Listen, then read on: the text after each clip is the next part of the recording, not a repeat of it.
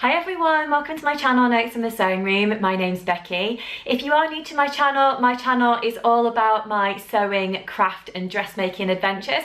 So if that's something that does interest you, please do check out some of my other videos and of course keep watching today. So today's video is all about what I made during December. That's basically in the run up to Christmas, what I made for myself, what I made for the house and other bits and pieces. So this is actually part 2 of my December makes.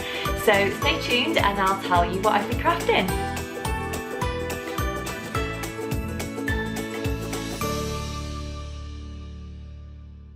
Thank you so much for visiting my channel today. I've got lots of bits and pieces to show you, but I hope you're having a lovely week so far wherever you are in the world and you've managed to spend a little bit of time doing something that you enjoy, whether that's crafting, sewing, baking, whatever it is that makes you feel happy. I think we all need a little bit of happiness at the moment in finding ourselves in lockdown again. And I know for me, sewing and baking and that kind of thing do make me happy, apart from of course spending time with my new little boy. So William is now 4 months old almost. So yeah, that's lovely to have that extra time with him as well. But anyway, I'm going off the point here. I can't wait to show you what I have been making. By the way, if anyone is interested today, I'm wearing one of my Tilly and the Buttons Agnes tops. So this is a new make. It's actually going to be included really in my January makes video. I decided, as you can see, to make the ruffle sleeve version, and this fabric was gifted to me by Minerva in exchange for a review on their website. So that's actually already up on the website, so you can check that one out if you'd like to. By the way, if you would like to follow me on Minerva, just search for Notes from the Sewing Room and you'll see me there, and you'll see all of my other kind of makes that I've made. So yeah, hopefully you can find me over there if you'd like to. Right, let me tell you what I've been up to during December. For each of the clothes projects that I'm going to be chatting to you about, I will insert some pictures so you can actually see me wearing these bits and pieces so that you can kind of get the full kind of view. The first one that I wanted to talk to you about is the Harper Cardigan by Sinclair Patterns. So thank you to each of you who did recommend that pattern, and you weren't wrong. I do absolutely love the pattern. It comes together really, really quickly, and it's just basically an ideal cardigan that's got a number of different lengths that you can make. I decided to go for the cropped version, and I used some true knit fabric that I bought from Crafty So and So that's got a bit of a sparkle. Now I am a bit of a sucker when it comes to sparkly fabric. Apart from spots, I do love spots, but sparkly is my other thing that I absolutely love. So I'm just going to hold this fabric up to the camera so you can actually see it a little bit closer. It's really, really pretty. I bought this sometime in the run up to Christmas.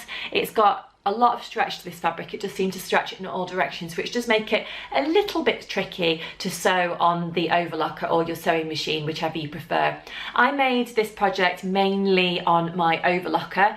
The only thing I think that I actually used my sewing machine for was actually kind of finishing off the bottom of the neckband section. I basically just wanted to put a couple of extra stitches in on my sewing machine to hold the kind of seam down between the neckband and the hemband, but I could have done that by hand, so you really just could make the whole thing on your overlocker if you'd like to.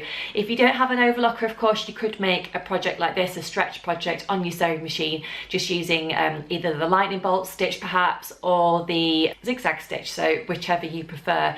But this was a lovely, lovely project to wear. Or should I say, this was a lovely project to make, and it's a lovely project to wear as well. I have been wearing this quite a lot. My main thing that I'm doing, to be honest, at the moment is going to the park, walking around the local streets, that kind of thing. So it's really important that I keep nice and snuggly and warm. Plus, I do want to kind of feel a little bit put together and kind of like I'm wearing something nice under my coat. So this is a really lovely project, and it's just so comfortable and snuggly to wear in the house as well. So I'm sure I'll probably make more of these Harper cardigans at some point. If I just hold that up, you'll be able to see it there. So you can see I went for the cropped version. I really like how the arms are finished with a cuff on there. And I like the kind of neckband that's just really easy to put on there, and then it's got the hemband down at the bottom as well, and it's kind of sparkly on the outside but not sparkly on the inside. So if you wanted to, you could actually have a little bit of fun where perhaps if you were to use this fabric, using, you know, perhaps the inside of the fabric for the cuffs and the neck and the hemband, you know, whatever, but I decided to go sparkly all over just because that was my preference really. But that's my first make and I really liked it. I decided that I was going to make this in the run up to New Year's Eve actually, because of course we couldn't go out New Year's Eve this year. Not that I ever really go out New Year's Eve, but I just felt like I just wanted something new to wear when I was sitting on the sofa watching a film and whatnot. So this is the project that I decided to go for, and I'm really pleased that I did. So thanks again to everyone who recommended this pattern to me. I think it's definitely a winner and I would recommend you trying that one out. The next project that I wanted to share with you today is actually a dress, and it's a dress that I've made by joining 3 different patterns together. Now they're 3 of my favourite patterns, so I thought why not, let's join them together.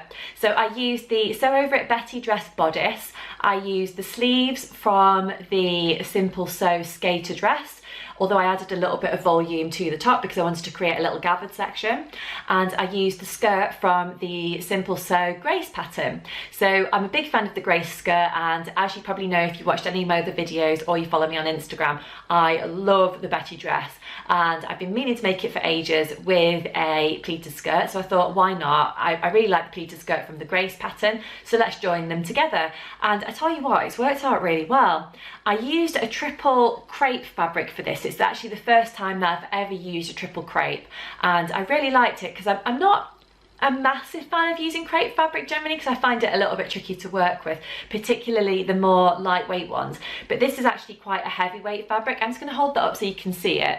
It's a kind of, I would describe it as a kind of purpley pinky type fabric, and it's right up my street, to be honest. I really like it, and it's worked so well for this project. It's just such a shame I haven't got anywhere to go to wear it to be honest, but it's definitely one to have in my wardrobe that I can definitely bring out when we are allowed to go to, you know, any parties or whatnot. Hopefully later this year we have got a wedding to go to, so I can potentially wear this to the wedding, which would be really fun. So one of the things that I really like about this pattern is it's dressy, but it's also quite comfy because the bodice on me is fairly, it's not loose, but it's kind of, you know, it's not tight either. And I made it with the 3/4 length arms, which kind of keep me warm without making me too hot, which is a win. And like I say, the skirt is something that I really like because I find that quite flattering to wear a pleated skirt. So yeah, if I just hold that up so you can see, it's got the kind of wide boat type neckline, it's got some poofy type sleeves at the top there, and then we've got the pleated skirt on the bottom. So like I said, I will insert some pictures of me actually wearing this. I decided to use a normal zipper on the back of the dress, and it's got the lovely V detail at the back there. Because of the coat hanger, it's kind of hanging funny on there. You'll notice actually that I didn't actually change my overlocker thread because, you know, sometimes you just can't really be bothered, can you? So I decided that white was fine. So, and to be honest, I haven't really got that many purple threads, so I didn't really want to have to buy a load of new cotton for my overlocker. So I just thought, what the heck, I'm gonna just go with it and use white. So that's what I did. So, but I don't think that looks too bad on there, to be honest. I was actually really pleased that I managed to find a zip that was pretty much exactly the same colour as the fabric, so I was quite pleased with that. I made a little bit of a mistake where I just left a bit of a gap at the top on the back there. I should have probably made the zipper go all the way to the top, but you know, it's just one of those things. I could have unpicked it and started, you know, putting it all in again, but I just thought, you know what, it's absolutely fine.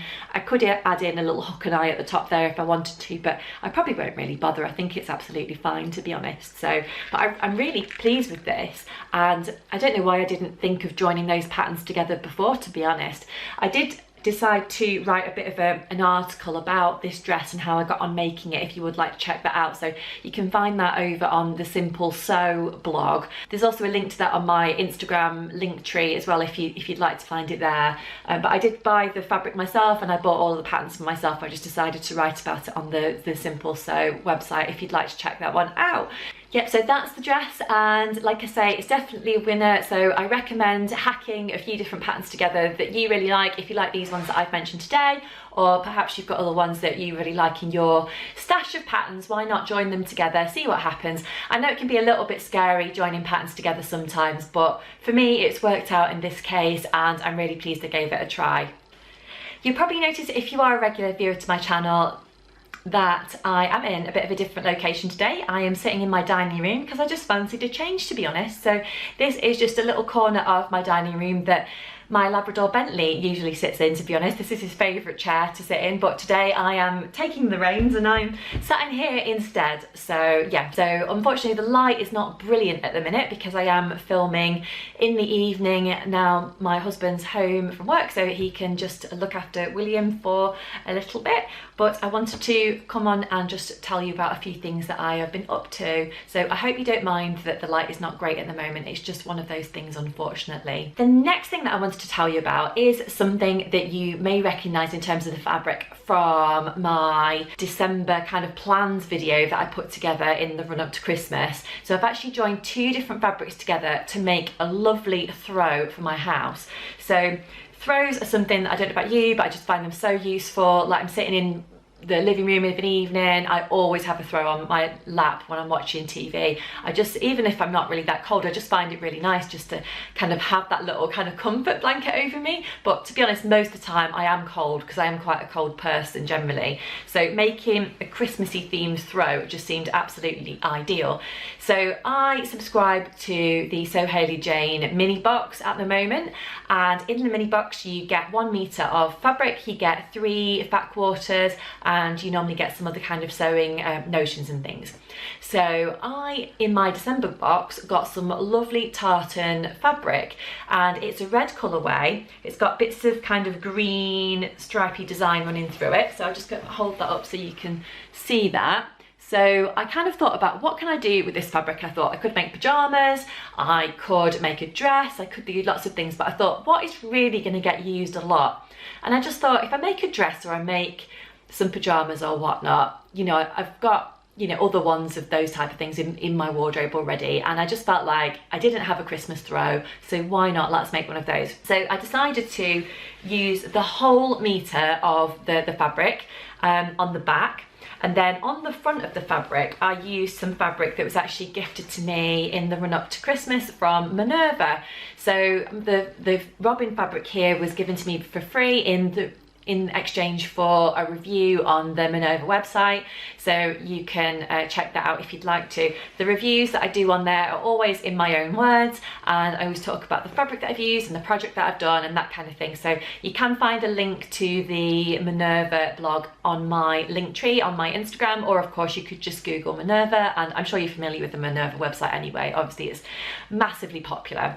Anyway, so they sent me some lovely snowy detail robin type fabric, so I'm just going to hold this up. I absolutely loved it as soon as I saw it, and robins have always been my favourite birds, and I just really like this fabric because it's just got a kind of lovely wintry snowy type scene to it, and it just seemed right up my street. So I decided to make 2 robin cushions using this fabric, and I added in a lovely bright coloured red zip. I would show you those, but I've actually packed those away in one of my Christmas boxes already, so unfortunately I've not got those to hand. But because I was sent 1.5 meters of the robin fabric, it's a kind of canvas fabric, so it's suitable for upholstery type projects and obviously throws and cushions and, you know, that kind of thing. It's quite heavyweight, so it wouldn't have been really suitable for making a dress or anything like that. I made one cushion that was 18 inches by 18 inches, and I made another one that was 16 inches by 16. So I decided to not use a pattern for those or anything. I literally drew out my measurements onto my fabric, and then I cut those out. And I based those measurements really on cushion inners that I'd already got at home that I wanted to use basically to fill the cushion covers when I made them. So they worked really well. But I'd got some scrap bits left over from those projects, and I'd also got some larger pieces as well. So I decided that the robin fabric would make an ideal kind of front piece for this throw. So again, I didn't use a pattern at all for this project. I literally just pieced together all those bits and pieces, the scraps and then the bigger piece of the robin fabric as well. So I went for the main bit of the fabric down the centre, and then along the sides I kind of patched all my other pieces together and joined them on my sewing machine. Finished off all the seams with an overlocker because I did find that the fabric kind of frayed a little bit, and then I've joined it right sides together with the lovely tartan fabric, turned it through a little gap that I left, and then I've top stitched all the way around the project so that basically it wasn't kind of moving around too much.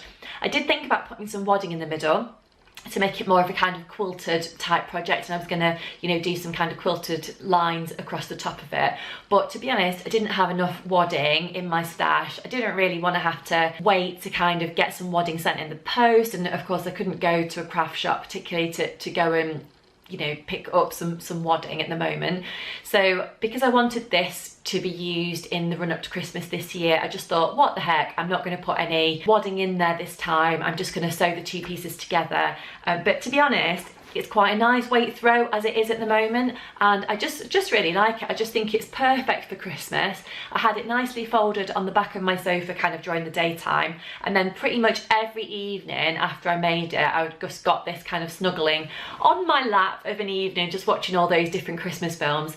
And I watched quite a few Christmas films this year, I must say. Being on maternity leave, I just wanted to take full advantage of watching a few extra movies, so that's what I did, and this was just ideal to help keep me warm on those kind of winter evenings. So I definitely recommend doing a simple project like this. It came together so quickly, didn't take very much time, and you know, it's just really nice to be able to use up all those scrap bits of fabric and not let any of the fabric go to waste, because it can be quite difficult to come up with projects to use scrap material for sometimes. So I just thought this was a great project to be able to use all of that different material. The next thing that I wanted to talk to you about is some pajama trousers that I made for my brother.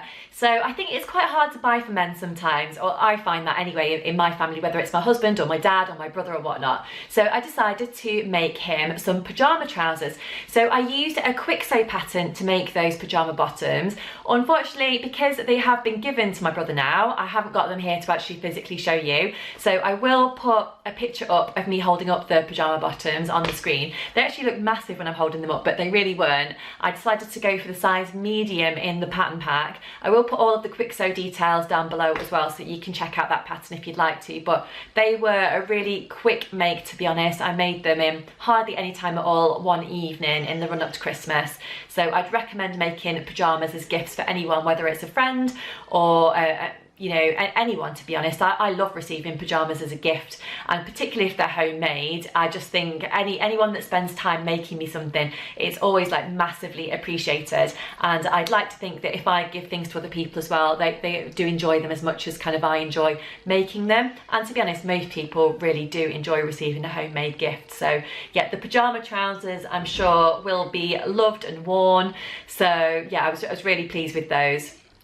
I decided to use a London print cotton poplin fabric to make those pajama trousers, and I just picked that up from Material Girl Fabrics in Nottinghamshire. It was a really cheap fabric to buy, to be honest, but it just worked absolutely perfectly for the pajamas. This year I really wanted to make my house as Christmassy as possible. I wanted to make the house Christmassy for me, for my husband, although not that he's too bothered, to be honest, if it's Christmassy or not, but also we've got our new baby, and I just wanted to make it just really special for him this year, even though he doesn't really understand that it was Christmas. Like for me, I just wanted to make sure that the house just looked nice and cozy and just really kind of Christmassy however that I could.